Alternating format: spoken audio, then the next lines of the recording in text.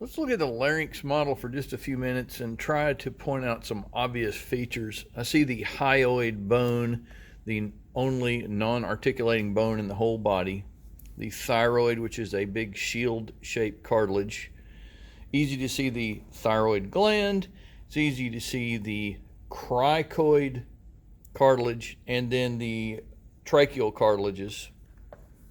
Notice that the tracheal cartilages do not form a complete ring. They do give some rigidity to the respiratory apparatus so that if you're breathing in and out heavily, the respiratory apparatus will not collapse.